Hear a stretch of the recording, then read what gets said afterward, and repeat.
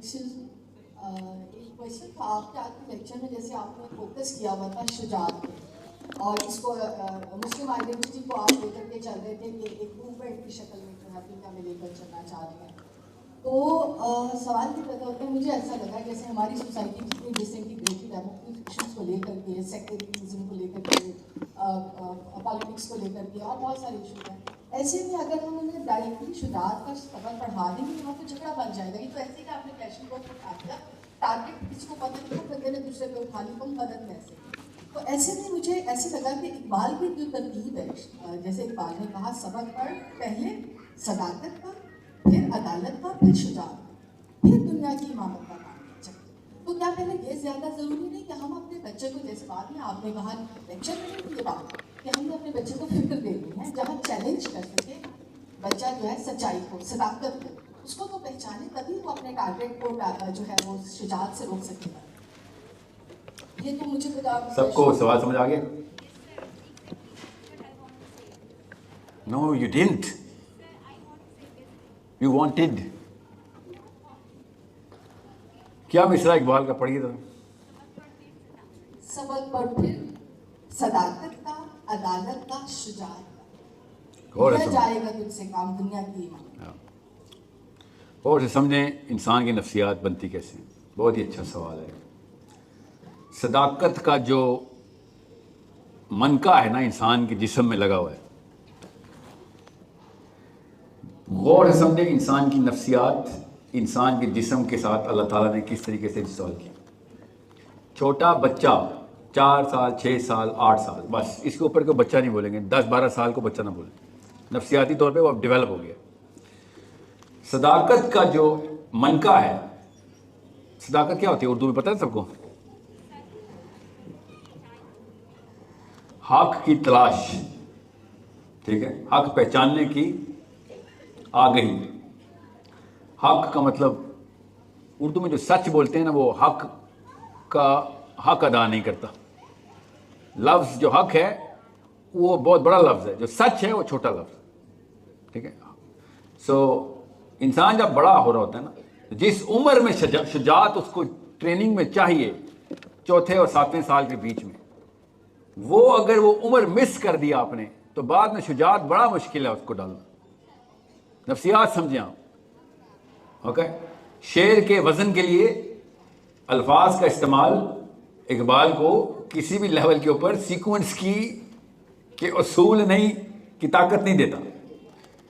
इंसान की नफ्सियात, इंसान की बायो फिजियोलॉजी जो है वो हमें पता है, अब साइकोलॉजी पता है, इसलिए आपको as parents, as big brothers and sisters of little dependents बता रहा हूं कि सदाकत की उम्र 4, 5, 6 साल नहीं है।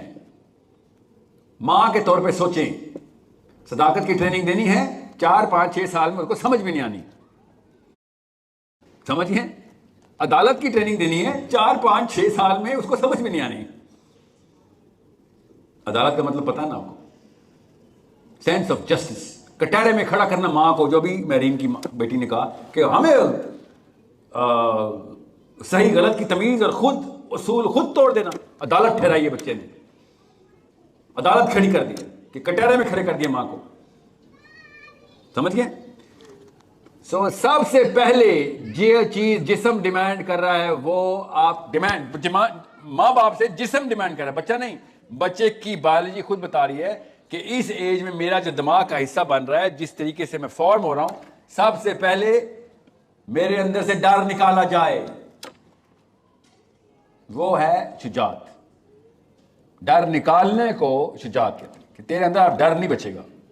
डर जरूर आएगा, हर नई चीज डराएगी, मगर डर को फतह करने की प्रैक्टिस मैं कराऊंगी तुझे। इसलिए आपने मशीन समझनी है। मशीन का पहला शुरू का 5वां 6वां साल खुद पहले शुजात डिमांड कर रहा है। मसला यह है कि उस वक्त मैं सदाकत जबरदस्ती डाल भी सकता हूं, अदालत भी डाल सकता हूं। वो एज अगर मैंने मिस कर दी ना, वो एज है शुजात डालने की, बाद में शुजात डलनी नहीं। एक दफा उसने बगैर शुजात के अदालत डाल दी तो जाहिर अपने आप को सजा देगा नहीं वो अपनी अदालत में, क्योंकि बायस है, कॉन्फ्लिक्ट ऑफ इंटरेस्ट है। उसने 2 नंबर अदालत के ऊपर अपनी शुजात अंदर आने ही नहीं देनी बाद में। सबसे बड़ी शुजात होती है मैं अपने आप को अपने ही कटहरे में खड़ा होकर अपने ही ऊपर इंसाफ करके सजा दे सकूं। सबसे बड़ी अदालत शुजात ये होती है। हम अपने आगे अपने अपनी फिल्म के तो हीरो बने हुए हैं ना हम सारे। एक में भी हिम्मत नहीं है कि अकेले में जाके चीखे मार के रोए कि मेरे से बड़ा गुनाहगार कोई नहीं, मैंने कर दिया है गुनाह, और उस लेवल पर नादिम हो कि जमीन फट जाए उसके सामने। हमें ये हिम्मत नहीं है। ये शुजात इसको कहते हैं कि चीखों की आवाजें आ रही हैं, माओ और बापों को अपने बेटों की चीखों की कमरों में आवाजें आ रही हो कि अपने पे रो रहा है बैठ के। ये होती है अदालत जो असल में खड़ी करता है इंसान अपनी शुजात के बिना पे। ये इमोशनल करेज जो है ना, ये मुसलमान से छीन ली गई है। जस्टिफाई करते हैं हम अपने सिंस को। क्यों? माँ बाप ने बचपन से अलाउ कर दिया था जस्टिफिकेशन, अदालत खड़ी नहीं की। अदालत खड़ी करोगे तो सजाएं मिलेंगी। जब एक फर्द अपने आप को सजा देने से कतराता हो, वो क्या नवाज शरीफ जरदारी को सजाएं देगा? जो मुसलमान अपने आप को नहीं अदालत में खड़ा कर, अपनी अदालत में, उसको ये जुर्रत नहीं होनी चाहिए कि इतनी बड़ी जबान निकाल के जरदारी को चोर बोल दिया नवाज शरीफ को। ये तज़किया अपने ऊपर करें, याद रखिएगा। साहबा कहते हैं अली बिन अबी तालिब के घर से रात को ऐसे आवाज आती थी जैसे बकरा ज़बह हो रहा है, इतनी चीखे मार के रोता था रोज। ऐसे नहीं बच्चे अली और उमर बनने। ये अदालतें, ये शुजातें कोई रॉकेट साइंस, कोई बड़ी पीएचडी डिग्री नहीं बता रहा हूं। हर माँ बाप, अनपढ़ माँ बाप कर सकते हैं काम बगैर पैसों के। 1 रुपया नहीं लगता इस काम में जो मैंने बताया आपको, मगर हमने इसलिए नहीं करना क्योंकि मैं खुद 2 नंबर साबित हो जाऊंगा अपने बच्चों के सामने। मुझे उस अदालत से डर लग रहा है जब मेरा बेटा कहेगा सही गलत के बाद तो तू सबसे बड़ा अबू जहल तो तू है। वो हीरो नहीं टूट रहा मेरे से जो मैंने फेक बनाया हुआ अपने बच्चे के सामने। ये है वो अदालत जिसके लिए मैं कह रहा हूं कि पहले शुजात दोगे तो वो अदालत लगाएगा ना। वो पागल है सदाकत की तरफ जाए, उसमें ताकत ही नहीं है। सदाकत तो बहुत हिम्मत मांगती है। सच बोलना आसान काम है, 100 काम होते हैं झूठ से, माने तो सही। आधी से ज्यादा उम्र गुजार चुके हैं हम, ऐसे काम होते हैं झूठ से। तो अब तो सच्ची बात कोई लुत्फ देती ही नहीं। झूठ में यारों को कुछ ऐसी महारत हो गई। अब मुझे बंदा फेक लगता है जो सच बोल रहा हो। अब तो आर्ट होनी चाहिए, इससे भी आगे के झूठ बोलने की टेक्निक सिखा। हम इस लेवल पे जा चुके हैं, झूठ में हम ह्यूमर भी ढूंढते हैं अब तो सदाकत बहुत हिम्मत की बात है। सच बोलना अब हिम्मत की बात है। तो हिम्मत पहले डालेंगे तो सच बाद में आएगा ना। It's a biological physiological process जिससे मैं आपको गुजारने की बात कर रहा हूं। और थोड़े से गोते लगवाए, रगड़ा दें बच्चों को, स्पेशली अम्मियां। आपसे तो सड़क नहीं क्रॉस करवाई जा रही अपने बेटों से। मोबाइल दे दे के फोन पे, बेटा आप पहुंच गए, स्कूल पहुंच गए। अब पूछिए जरा अपने हस्बैंड से और उनके बापों से, 35-35 मील जाते थे, माओ को बच्चे का नाम भूल जाता था जब घर वापस आता था।